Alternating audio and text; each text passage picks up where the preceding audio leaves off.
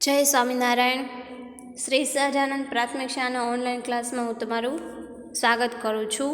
વિષય ગુજરાતી વ્યાકરણ વિભાગ, જેમાં આજે આપણે લિંગ વિશે પરિચય લેવાનો છે કે સ્ત્રીલિંગ, પુલ્લિંગ અને નપુંસકલિંગ કોને કહેવાય. ઓકે, તો ઉપર તમને અમુક શબ્દો આપ્યા છે. નીચેના શબ્દો વાંચો. તો આપણે વાંચીએ છીએ કે પહેલાં છે પુરુષ, છોકરો, પિતા, રાજા, ઘોડો, મોર, આખલો, સોફા, સિંહ વગેરે. ત્યારબાદ નીચે છે છોકરી, માતા, રાણી, માટલી, કૂતરી, નદી, ચકલી, વાંસળી, છત્રી વગેરે. ને ત્રીજું છે છોકરું, કૂતરું, આંગણું, બારણું, રમકડું, ઘર, છાપું, મંદિર વગેરે. તો મિત્રો, આમાં તમને ખ્યાલ કેમ આવે કે સ્ત્રીલિંગ કોણ છે, પુલ્લિંગ કોણ છે અને નપુંસકલિંગ કોણ છે? તો એ માટે આપણે પ્રથમ ત્રણેયની વ્યાખ્યા પાકી કરીશું. તો ક્રમ નંબર 1 છે, એમાં વ્યાખ્યા આપી છે પુલ્લિંગની. તો એમાં લખ્યું છે ક્રમ 1ના શબ્દો વાંચવાથી. એટલે કે આપણે જે 1ના શબ્દો વાંચ્યા, ક્રમ 1 આ છે. ક્રમ 1ના શબ્દો વાંચવાથી પુરુષ જાતિનો ખ્યાલ આવે છે. આપણે વાંચ્યું પુરુષ, છોકરો, પિતા, રાજા, ઘોડો, મોર, આખલો, સોફા અને સિંહ. આ બધું શું છે કે પુરુષ જાતિ છે, એનો ખ્યાલ આપણને આવે છે. જે શબ્દોની પાછળ મોટે ભાગે ઓ પ્રત્યય લાગેલો હોય તેને પુલ્લિંગ કહે છે. જે શબ્દની પાછળ ઓ લાગેલો હોય, જેમ કે છોકરો, ઘોડો, આખલો, સોફો, તો આ બધાની પાછળ ઓ પ્રત્યય લાગેલો છે. તેથી આપણને ખ્યાલ આવે છે કે આ તમામ શબ્દો પુલ્લિંગ છે. ક્રમ 2.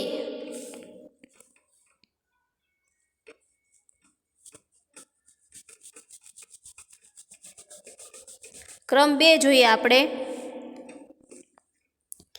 કે ક્રમ 2ના શબ્દો વાંચવાથી. એટલે કે આપણે આ ક્રમ નંબર 2ના શબ્દો, એમાં આપણે જોયું સ્ત્રી જાતિનો ખ્યાલ આવે છે. આપણે શબ્દો વાંચીએ તેમાં છોકરી, માતા, રાણી, માટલી, કૂતરી, નદી, ચકલી, વાંસળી અને છત્રી, આ તમામ શબ્દો કેવા છે કે સ્ત્રી જાતિનો ખ્યાલ અપાવે એ છે. જે શબ્દોની પાછળ મોટે ભાગે ઈ પ્રત્યય લાગેલો હોય તેને સ્ત્રીલિંગ કહે છે. તો મિત્રો, તમારે આ વ્યાખ્યા ખાસ યાદ રાખવાની છે કે પુલ્લિંગમાં શું આવશે? ઓ પ્રત્યય લાગેલો હોય. અને સ્ત્રીલિંગમાં શું આવશે? ઈ પ્રત્યય લાગેલો હોય તેને સ્ત્રીલિંગ કહે છે. એની પછીનો મુદ્દો ત્રીજો કે ક્રમ નંબર 3ના શબ્દો વાંચવાથી ખ્યાલ આવે છે કે આ શબ્દો પુરુષ જાતિ કે સ્ત્રી જાતિના નથી. એટલે કે ક્રમ નંબર 3 આપણે આ શબ્દો વાંચ્યા ક્રમ નંબર 3ના, તો એ વાંચવાથી આપણે ખ્યાલ આવે છે કે પુરુષ જાતિ પણ નથી અને સ્ત્રી જાતિના પણ નથી. જે શબ્દોની પાછળ મોટે ભાગે ઉ પ્રત્યય લાગેલો હોય તેને નપુંસકલિંગ કહે છે. તો આપણે ખ્યાલ છે, આપણે શબ્દો વાંચ્યા કે કૂતરું, છોકરું, આંગણું, બારણું, રમકડું, છાપું વગેરેની પાછળ ઉ શબ્દ, ઉ પ્રત્યય લાગેલો છે. તેથી તેને શું કહેવાશે? નપુંસકલિંગ કહેવાશે. તો સ્ત્રીલિંગ, પુલ્લિંગ અને નપુંસકલિંગનો તમને પરિચય મેં આપ્યો, વ્યાખ્યા સમજાવી કે જેમાં જે શબ્દની પાછળ ઓ પ્રત્યય લાગેલો હોય તેને પુલ્લિંગ કહે છે. જે શબ્દની પાછળ ઈ પ્રત્યય લાગેલો હોય તેને સ્ત્રીલિંગ કહે છે. અને જે શબ્દની પાછળ ઉ પ્રત્યય લાગેલો હોય તેને નપુંસકલિંગ કહે છે. આ રીતે ઉપરના આપણે શબ્દો ઉદાહરણ માટે જોયા અને વ્યાખ્યા પણ આપણે જોઈ.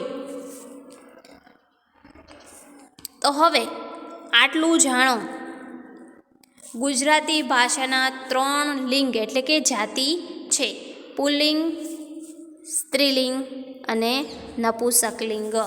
પુલ્લિંગ એટલે કે નર જાતિ, સ્ત્રીલિંગ એટલે નારી જાતિ ને નપુંસકલિંગ એટલે નાન્યતર જાતિ. એટલે કે જે સ્ત્રીલિંગમાં પણ ન આવે ને પુલ્લિંગમાં પણ ન આવે તેવી વસ્તુઓ અથવા તો એવી કોઈ પણ શબ્દ કે જે સ્ત્રીલિંગમાં ન આવે અથવા પુલ્લિંગમાં પણ ન આવતો હોય તો એ શેમાં આવશે? નપુંસકલિંગમાં આવશે. અને એ શબ્દની પાછળ ઉ પ્રત્યે આપણે જોઈ લેવાનો એટલે ખ્યાલ આવી જશે કે આ નપુંસકલિંગ છે. હવે તમે જોયું કૂતરું છે, છોકરું છે, આંગણું છે, બારણું છે, આ બધા કેવા શબ્દો છે જે પુલ્લિંગમાં પણ ન આવે ને સ્ત્રીલિંગમાં પણ ન આવે તો શેમાં આવશે? નપુંસકલિંગમાં આવે. તેથી તેને નાન્યતર જાતિ, અન્યતર જાતિ એટલે કે જે સ્ત્રી અને પુરુષ જાતિમાં ન આવતા હોય તેવા અન્ય જાતિમાં આવતા હોય એટલે કે નાન્યતર જાતિ નપુંસકલિંગને કહેવાય છે.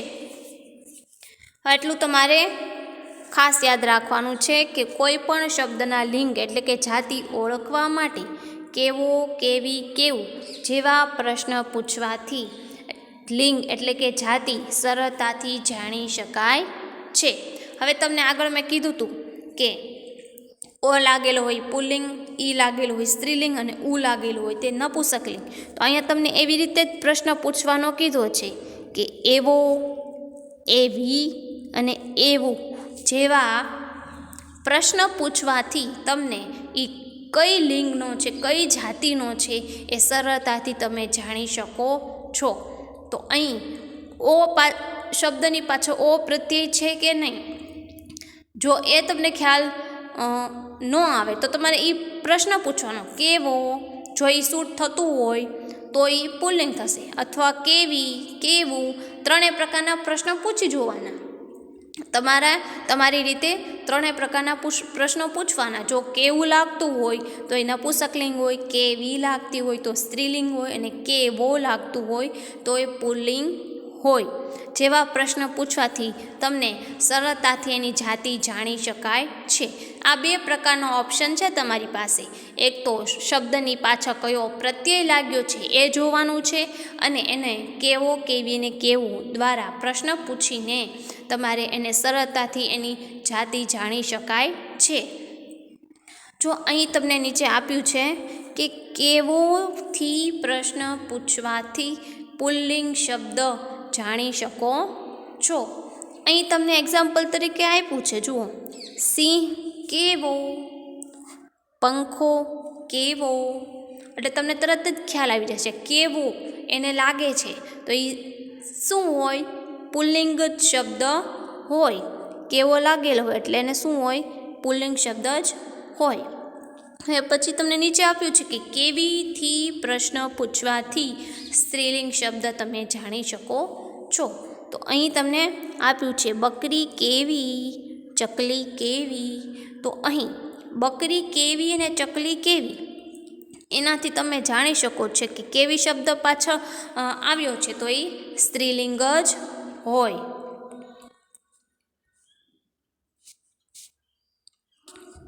હવે એમના પછીનું ટોપિક કેવુંથી પ્રશ્ન પૂછવાથી નપુંસકલિંગ શબ્દ તમે જાણી શકો છો. તો જો એક્ઝામ્પલ તમને અહીં આપ્યા છે મંદિર કેવું, ઘર કેવું. અહીં કેવુંથી પ્રશ્ન પૂછાય છે તો તેથી આ જે શબ્દો આપ્યા છે મંદિર અને ઘર તે કેવા છે મિત્રો? નપુંસકલિંગ શબ્દ છે. મંદિર કેવું, ઘર કેવું. તો આ રીતે મિત્રો તમારે સ્ત્રીલિંગ, પુલ્લિંગ અને નપુંસકલિંગની જાતિ તમારે ઓળખતા શીખવાની છે. આ સ્વાધ્યાય તમારે હોમવર્કમાં રહેશે. એમાં તમને કીધું છે નીચેના શબ્દોના લિંગ ઓળખાવો, એટલે કઈ જાતિના છે તમારે ઓળખાવાના છે. પિતા, સૂર્યકિરણ, શિક્ષક, પુસ્તક, કુમળી, દીકરો, ઉજાસ, કિશોર, જ્ઞાતિ, આઝાદી, બાળક, ખાટલો. એટલા બધા જ શબ્દો તમને અહીં આપ્યા છે. પાટલી, રેડિયો, વાછરડું, હરણ, તપેલી, વેલણ, બાટલો અને લોટી. તો આ તમામ 20 શબ્દો આપેલા છે. આ તમામ શબ્દોમાંથી કયા સ્ત્રીલિંગ છે, કયા પુલ્લિંગ છે ને કયા નપુંસકલિંગ છે એ તમારે અલગ પાડવાના છે અને એમાં લખવાનું છે કે આ સ્ત્રીલિંગ છે, આ પુલ્લિંગ છે, અથવા તો તમે હમણાં નીચે એક્ઝામ્પલ જોવું એમાં એ રીતે તમે પ્રશ્ન પણ પૂછી શકો, કેવો, કેવી અથવા કેવું દ્વારા. અહીંયા તમને જેમ કે કરીને એક્ઝામ્પલ આપ્યા છે, મંદિર કેવું, ઘર કેવું, તો એ રીતે તમે પણ પ્રશ્ન પૂછી શકો ને એની ઉપરથી પણ તમે જાતિ ઓળખી શકો. અથવા તો મેં તમને પહેલાં વ્યાખ્યા શીખવાડી કે ઓ, ઈ અથવા ઉ લગાડવાથી ઉ પાછળ પ્રત્યય લાગેલો હોય તો એ પુલ્લિંગ, સ્ત્રીલિંગ ને પુંસકલિંગ કહેવાય. તો એ રીતે તમારા તમામ શબ્દોને જાતિ ઓળખાવાની છે. હવે નીચે પણ આપ્યા છે, નીચે આપેલા શબ્દોના લિંગ બદલો.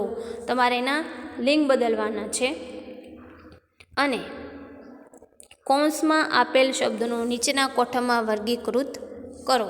કૌંસમાં તમને શબ્દો આપ્યા છે: દૂધ, ગાય, રાણી, ખોરાક, બંગડી, દીકરો, મરઘી, દાતરડું, બિલાડી, ગેસનો બાટલો, વાટકી, માસણ, સેવા, માણસ, સેવા, ઝાડ, ગાડી, ખટારો, સાવરણી, બૂટ અને પાણી.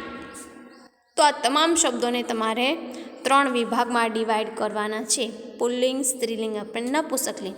આ તમામ શબ્દોને અહીંયા આ કોઠાની અંદર તમારે લખવાના છે. પણ કેવી રીતે?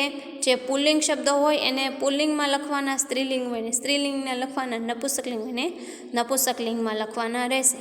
આ રીતે કૌંસમાં આપેલા તમામ શબ્દોનું તમારે વર્ગીકરણ કરવાનું છે.